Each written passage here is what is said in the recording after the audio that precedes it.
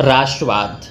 तो राष्ट्रवाद जो है एक ऐसी भावना या एक विचारधारा है जो किसी भौगोलिक सीमा के अंतर्गत रहने वाले लोगों के बीच में सामाजिक, आर्थिक, सांस्कृतिक, राजनीतिक, धार्मिक, सांस्कृतिक, आध्यात्मिक इन सब चीज़ों में समन्वय को स्थापित करता है। राष्ट्र उस राज्य को भी कहते हैं जिसके अनुसार निवासियों में राष्ट्रीयता की भावना विद्यमान हो, परस्पर एक होने की अनुभूति हो। इस प्रकार राष्ट्रवाद एक भावना है, एक आस्था है जिसके अनुसार संबंधित समुदाय परंपरा, इतिहास, स्थान, जाति, भाषा, धर्म व संस्कृति के आधार पर स्वयं को एक मानते हैं। हालांकि जब हम पश्चिमी दृष्टिकोण की बात करते हैं एवं भारत के संदर्भ में बात करते हैं तो भारत में विविधता के बावजूद भी राष्ट्रवाद की भावना है। यहाँ राष्ट्रवाद की भावना किसी एकीकृत चीज़ों में नहीं है बल्कि बहुलतावादी संस्कृति को समेटना ही यहाँ राष्ट्रवाद की अवधारणा को प्रतिभूत करता है, उसको उद्घाटित करता है, संपोषित करता है। तो राष्ट्रवाद के अध्ययन के विभिन्न दृष्टिकोण क्या हैं, भारतीय संदर्भ में देखने का प्रयास करते हैं। प्राचीन समय से ही भारत में अनेक नस्लें, अनेक जातियाँ निवास करती रही हैं। मुख्य रूप से आर्य व द्रविड़ दो प्रकार की जनता यहाँ रहती है। यदि भाषा की दृष्टि से देखा जाए तो अनेक भाषा भाषी लोग यहाँ निवास करते हैं। ऐसे में यह एक चर्चा का विषय है कि भारत में राष्ट्रीय एकता थी या नहीं, या भारत को एक राष्ट्र कहना कहाँ तक उचित है। भारत में राष्ट्रवाद के अध्ययन के विभिन्न दृष्टिकोण हैं। इनमें से कुछ हैं औपनिवेशिक, राष्ट्रवादी, मार्क्सवादी तथा निम्न वर्गीय विचारधारा, जिसको हम उपाश्रित वर्गीय विचारधारा भी कहते हैं। तो इन चार दृष्टिकोणों के बारे में आइए देखते हैं। पहला है औपनिवेशिक या कैम्ब्रिज दृष्टिकोण। 1757 में प्लासी के युद्ध से भारत में औपनिवेशिक शासन की नींव पड़ी। भारत में ब्रिटिश शासकों ने अपने शासन को दृढ़ करने के लिए इतिहास लेखन की परंपरा का विकास किया। शुरुआती इतिहास को लिखने वाले कई ईसाई मिशनरी थे जिन्होंने भारत और भारतीयों के पिछड़ेपन तथा पुरातन आचार व्यवहार को अपनी रचनाओं में दिखाने की कोशिश की। उनके अनुसार भारतीय सभ्यता न केवल प्राचीन है बल्कि आलसी है और उन्नति करना ही नहीं चाहती। इन मिशनरियों को भारत में किसी भी प्रकार से विकास नहीं दिखाई दिया और इसका ठीकरा उन्होंने भारतीयों पर फोड़ दिया। भारत का विशाल क्षेत्र, जनजातीय फैलाव व उत्कृष्ट संस्कृति, किसी भी तत्व पर उन्होंने ध्यान नहीं दिया। 1960 के दशक में जॉन गैलाधर, गॉर्डन जॉनसन व अनिल सिंह ने कैम्ब्रिज स्कूल की आधारशिला रखी। 1973 में थीसिस लिखी जो निबंधों का संग्रह था, locality, province and nation, essays on Indian politics 1870-1940 भारतीय राष्ट्रीय आंदोलन पर लिखी गई।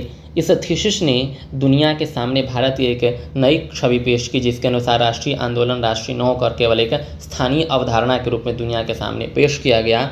जो भी संघर्ष भारत में चल रहा था वह केवल समूह आधार पर था। भारतीय राष्ट्रवाद स्थानीय हितों व राष्ट्रीय हितों के बीच टकराव है।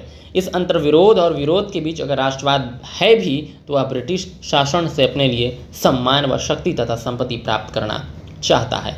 अनिल सिंह की पुस्तक the emergence of Indian nationalism, जिसका प्रकाशन 1968 में किया गया, के अनुसार भारतीय राष्ट्रवादी एक छोटा सा कुलीन वर्ग का समूह है जो स्वयं ब्रिटिश सरकार से प्रतिस्पर्धा व सहयोग दोनों करते हैं ताकि वे अपनी शक्ति को बनाए रखें। जो भी अधिकार ब्रिटिश सरकार से उन्हें मिल रहे थे वे भी कायम रह सकें। इस प्रकार स्पष्ट रूप से कैम्ब्रिज इतिहासकार यह मानते हैं कि ब्रिटिश भारतीय राष्ट्रवादियों में संरक्षक संरक्षितों के संबंध थे। भारतीय राष्ट्रवादी आंदोलन कोई आदर्शों से भरपूर नहीं था। यह आंदोलन राष्ट्रवादियों के स्वयं के हितों से जुड़ा था जो केवल संपत्ति व सत्ता के लालच के लिए था। अनिल सिंह ने ब्रिटिश शासकों द्वारा शिक्षा के अवसर प्रदान किए गए उसकी भी प्रशंसा की। उन्होंने यह बताया कि कानून, चिकित्सा व पत्रकारिता के संबंध में इन संस्थाओं ने नए अवसर खोले हैं। इस प्रकार भारत में जो राष्ट्रवाद पनप रहा है वह संस्थागत है और अंग्रेजी पढ़ने वाले कुलीन वर्ग के द्वारा अपने हितों की पूर्ति के लिए लाया गया। निसंदेह कैम्ब्रिज इतिहास भारत के राष्ट्रवाद को नकारात्मक दृष्टि से देखता है। उनके विचार एक तरफा हैं। साम्राज्यवादी इतिहासकारों ने भारतीय राष्ट्रीय आंदोलन की पूरी तरह से अनदेखी की है। राष्ट्रवाद के मूल में जो अंतर्विरोध चल रहे थे उन पर एक तरफा विचार रखने की कोशिश की है। न केवल कैम्ब्रिज इतिहासकारों ने बल्कि जेम्स मिल व मैकाले ने भी भारतीय राष्ट्रवाद को उपयोगितावादी दृष्टिकोण से देखा। उन्होंने भारत के गौरवमयी इतिहास को न केवल अनदेखा किया बल्कि नकारा भी। मिल का यह मानना था कि भारत में न तो पुनर्जागरण आया और न ही वे अंधकार से बाहर निकल पाएँ। इस प्रकार अंधकार से प्रकाश में लाने का काम ब्रिटिश लोगों को ही करना था और इसके लिए अंग्रेज तैयार हैं, जिसके लिए उनकी प्रशंसा की जानी चाहिए क्योंकि वे श्वेत आदमी के बोझ यानी वाइट मैन्स बर्डन का पालन कर रहे हैं। अब है राष्ट्रवादी दृष्टिकोण। उपनिवेशवादी दृष्टिकोण के विपरीत राष्ट्रवादी इतिहासकारों ने ब्रिटिश शासन के क्रूर रूप को सामने रखा। इस दृष्टिकोण को मानने वालों में प्रमुख है लाला लाजपत राय, दादा भाई नौरोजी, एस.सी. मजूमदार, बी.आर. आनंद आदि। शुरुआती राष्ट्रवादी इतिहासकारों ने औपनिवेशिक विचारों की आलोचना की तथा उनके शोषणकारी स्वरूप के बारे में लिखा। ब्रिटिश इतिहासकारों का यह विचार कि भारत कभी एक राष्ट्र नहीं रहा और ब्रिटिश शासकों ने भारत को राष्ट्रवादी बनाया, इस विचार की आलोचना की। वास्तविकता में आध्यात्मिक भारत और भौतिक ब्रिटेन के बीच एक विवाद जन्म ले चुका था, जिसका उत्तर राष्ट्रवादी इतिहासकार दे रहे थे। वे यह स्पष्ट कर रहे थे कि ब्रिटिश शोषण के कारण ही भारत का सांस्कृतिक, सामाजिक व आर्थिक विकास नहीं हो पाया। कुछ इतिहासकारों ने भारत के गौरव को उसके इतिहास में भी पाया। भारत की भारतीय संस्कृति, जिसमें गतिशीलता भी है और समन्वय भी है, समानता भी है और सभी को स्वीकार करने और सम्मिलित करने की उच्च संस्कृति भी है। यहाँ के राजाओं ने हमेशा सर्वहित को सर्वोपरि रखा। सम्राट अशोक के राज में लगभग पूरा भारत सम्मिलित था। उनके समय में पूरा समाज खुशहाल था। सांस्कृतिक एकता के साथ साथ सामाजिक समानता भी थी। लेकिन ब्रिटिश शासन का उद्देश्य केवल व्यापार पर एकाधिकार था और धीरे धीरे संपूर्ण भारत पर कब्जा कर लेने की मंशा थी। राष्ट्रवादियों ने स्पष्ट रूप से बताया कि भारतीय सामाजिक, आर्थिक, राजनीतिक व सांस्कृतिक पतन के लिए ब्रिटिश सरकार जिम्मेदार है। राष्ट्रवादी दृष्टिकोण स्वयं भारत के राष्ट्रीय आंदोलन का ही परिणाम था। अतः उन्होंने भारत के गौरवमयी इतिहास से आज तक का पूरा चित्र सबके सामने पेश किया। गांधी जी से लेकर दादा भाई नौरोजी तक सभी इस बात पर सहमत दिखे कि भारत एक राष्ट्र बनने की अवस्था में था।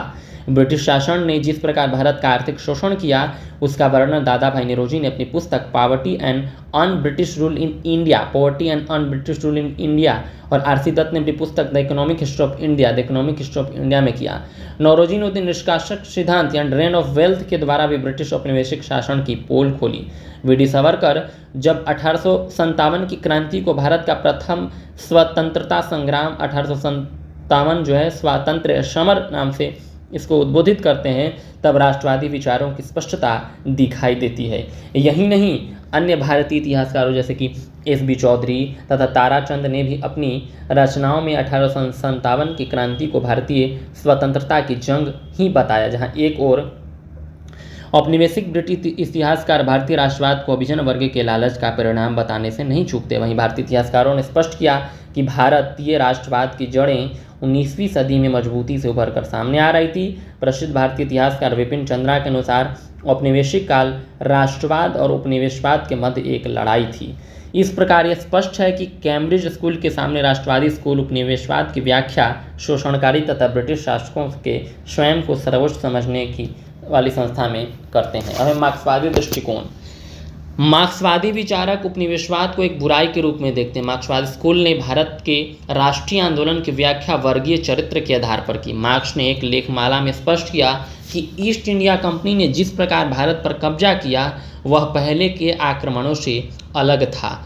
मार्क्स का मानना था कि भारत में अंग्रेजों के आने से पहले जितने आक्रमणकारी आए, वे यहाँ आकर भारतीय संस्कृति में रच बस गए, लेकिन ब्रिटिश विजय का अन्य पहलू यह था कि भारत पर इसकी सामाजिक आर्थिक व्यवस्था पर प्रभाव पड़ा।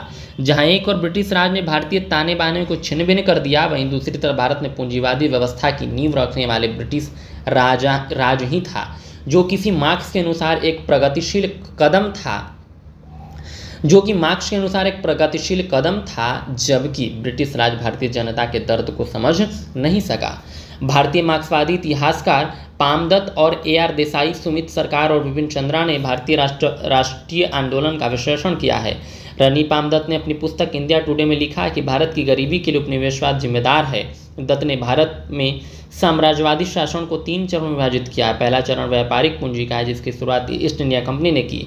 दूसरा चरण औद्योगिक पूंजीवाद का है, जिसमें भारत का सामाजिक और आर्थिक शोषण है। तीसरा है वित्तीय पूंजीवाद का।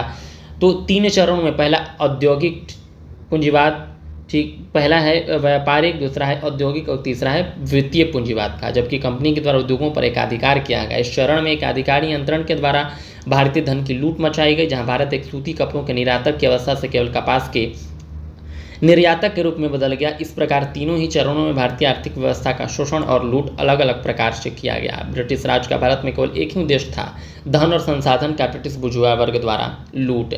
ए.आर. देसाई ने अपनी पुस्तक social background to Indian nationalism में स्पष्ट किया कि भारत में जितने भी धर्म सुधार आंदोलन हुए उनसे जागरण हुआ जो भारतीयों के राष्ट्रवादी चेतना का ही परिणाम था। देसाई का मानना है कि ब्रिटिश शासन के कारण राष्ट्रवाद का जन्म हुआ।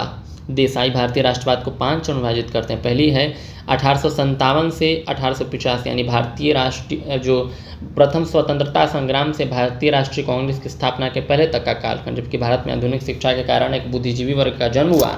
इसी दौरान सुधार आंदोलन आया जो भारतीय राष्ट्रवाद का आधार बना। दूसरी अवस्था 1885 से 1905 की थी, जबकि आंदोलनों व आम जनता ने असंतोष के कारण कांग्रेस का गठन हुआ। यह उदार राष्ट्रीयता की अवस्था थी। इस समय बेरोजगारी और आर्थिक समस्याओं से उपनिवेशी भारत जूझ रहा था। उग्र राष्ट्रवादियों को यह समझ आ चुका था कि उनकी सभी समस्याओं का और आर्थिक शोषण का कारण ब्रिटिश शासन है। तीसरा चरण 1905 से 1918 का था, जबकि राष्ट्रवादी आंदोलन को उग्र राष्ट्रवाद ने आगे बढ़ाया। जहां एक और सरकार का दमन बढ़ रहा था, वहीं उग्र राष्ट्रवादियों की गतिविधियां भी तेज होने लगी। यह समय युवा वर्ग के उत्थान का था। चौथा चरण 1918 से 1934 तक का था, जो गांधी युग का था। इस आंदोलन को गांधी युग का था। इस दौरान ब्रिटिश सरकार ने भारतीय आंदोलन के प्रति जो निर्दयता से दबाने की कोशिश की, आंदोलन जन आंदोलन का रूप ले चुका था। किसानों व मजदूरों में असंतोष बढ़ता ही जा रहा था। राष्ट्रवादी आंदोलन में पूंजीपतियों की सहभागिता बढ़ती जा रही थी। समाजवादी व साम्यवादी आंदोलन की नींव भी भारत में पड़ चुकी थी। पांचवा चरण 1934 से 1939 का था, जबकि साम्यवादी दलों ने छात्रों, किसानों, मजदूरों में अपना प्रभाव स्थापित कर दिया था। वर्ग चेतना पर आधारित आंदोलन का विकास होता गया। देसाई के अनुसार राष्ट्रवाद का विकास इसलिए संभव हो पाया क्योंकि अंग्रेजी शिक्षा, नेतृत्व, व्यक्तिगत स्वतंत्रता व न्याय की मांग करने लगा था। धीरे धीरे किसानों, श्रमिकों, महिलाओं व समाज के शोषित वर्गों में भी जागरूकता बढ़ने लगी। राष्ट्रवाद के लिए यह आवश्यक हो चला था कि एक बराबरी का समाज स्थापित किया जाए जहां किसी भी वर्ग का शोषण संभव न हो सके, न हो पाए। मार्क्सवादी लेखक यह मानते हैं कि भारत का उद्धार तभी संभव है जब श्रमिकों व कृषकों का उद्धार होगा। भारत की आज़ादी तभी सफल मानी जाएगी जब सर्वहारा वर्ग को समाज में बराबरी का हिस्सा प्राप्त होगा। अब है उपाश्रित वर्गीय दृष्टिकोण। उपाश्रित वर्गीय विचारधारा सभी विचारधाराओं में सबसे नई है। निम्नवर्गीय उपागम के इतिहासकारों ने भारतीय राष्ट्रवाद की अपनी व्याख्या की है। यह दृष्टिकोण समाज में हाशिए पर बैठे लोगों, किसान, मजदूर, महिलाएं, आदिवासी के नज़रिए से राष्ट्रवाद को देखते हैं। इतिहास में इस नज़रिए को हमेशा ही नज़रअंदाज किया जाता है। 20वीं सदी का इतिहास अभिजन वर्ग की सोच पर लिखा गया, जिसमें आदिवासी महिलाओं, निम्न व मध्य वर्ग के बारे में सोच ही नहीं गया। जब ग्रम्शी ने सबाल्टर्न शब्द का इस्तेमाल किया तो उनका अर्थ सर्वहारा वर्ग तथा हाशिए पर बैठे वर्ग से ही था। इसके बाद इतिहास नीचे से, हिस्ट्री ऑफ फ्रॉम बिलो प्रसिद्ध नारा बना। इतिहासकार रंजीत गुहा की पुस्तक सबाल्टर्न स्टडीज में लेखक ने अभिजात वर्ग तथा निम्न वर्ग को परिभाषित किया। अभिजात वर्ग से गुहा का अर्थ वर्चस्व वाला वर्ग था, जिसमें देशी व विदेशी दोनों को ही उन्होंने सम्मिलित किया। उन्होंने लिखा है कि इतिहास से जनता की अनुपस्थिति देखी जा सकती है, वहाँ केवल कुलीन वर्ग का ही जिक्र है। इतिहास में हाशिए पर बैठे लोगों को कभी स्वायत्त पहचान नहीं मिल पाती। दूसरों से अलग एक आज़ाद सोच भी हो सकती है। इस प्रकार की चेतना इतिहास लेखन में नहीं मिलती। उपाश्रित वर्गीय विचारधारा ने गैर अभिजन वर्गों के नज़रिए से भारतीय स्वतंत्रता संग्राम को लिखा है। इन विचारकों के अनुसार भारत में अभिजन वर्ग, जिनमें न केवल भारतीय बल्कि विदेशी भी सम्मिलित हैं,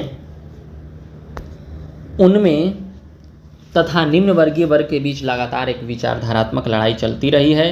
रंजीत गुहा यह मानते हैं कि कैम्ब्रिज तथा राष्ट्रवादी विचारक अभिजन पक्ष को इतिहास लेखन में प्रस्तुत करते हैं। वास्तव में इन दोनों ही प्रकार के विचारकों ने अभिजन वर्ग की सफलताओं का वर्णन इतिहास में किया है, जबकि हाशिए पर बैठे वर्गों की ओर न तो किसी विचारक का ध्यान ही गया है और न ही उनके योगदान का वर्णन इतिहास में मिलता है। अतः गुहा का यह कथन है कि भारतीय स्वतंत्रता संग्राम में अभिजन वर्ग से स्वतंत्र होकर अन्य वर्गों के योगदान को भी पहचानने की आवश्यकता है। गुहा यह भी मानते हैं कि राष्ट्रवादी इतिहास में किसान आंदोलनों का जिक्र नहीं मिलता, बल्कि इसकी जगह भारतीय राष्ट्रीय कांग्रेस ने किस प्रकार योगदान दिया इसका वर्णन मिलता है। अभिजनवादी इतिहासकारों ने आम आदमी को स्वतंत्रता संग्राम में केवल एक उपकरण की तरह ही माना, जबकि उपाश्रित वर्गीय दृष्टिकोण इस पर जोर देता है कि भारतीय स्वतंत्रता संग्राम में मजदूरों, किसानों, महिलाओं, दलितों, आदिवासियों और निम्न वर्गों का योगदान किस प्रकार का रहा है। इन वर्गों को हमेशा दबाया गया है और इनकी आवाज़ को किसी ने भी सुनने का प्रयास नहीं किया। इसलिए रंजीत गुहा भारतीय राष्ट्रवाद के इतिहास को कुलीन वर्ग की आध्यात्मिक जीवन गाथा कहते हैं, जबकि कुलीन वर्ग कभी भी आम व्यक्ति की आवाज़ ही नहीं बन सकता। निम्न वर्ग कभी भी राष्ट्रीय संग्राम में एक सशक्त भूमिका नहीं निभा पाए, क्योंकि वे लोग जहाँ एक और अभिजन वर्गों का शोषण सहन कर रहे थे, वहीं अपनी अस्मिता को बनाए रखने का प्रयास भी कर रहे थे। इस प्रकार राष्ट्रवादी मार्क्सवादी कैम्ब्रिज लेखन एक तरफा लेखन है, जबकि संपूर्ण वर्ग का प्रतिनिधित्व शामिल ही नहीं है। सारांश क्या है? इस पाठ में हमने विभिन्न प्रकार के जो राष्ट्रवाद की परिभाषा के साथ साथ उसके दृष्टिकोण को जानने का प्रयास किया है। बहुत बहुत धन्यवाद। इस तरह की अन्य जानकारी एवं सारगर्भित तथ्यपूर्ण जानकारी के लिए हमारे साथ जुड़े रहें।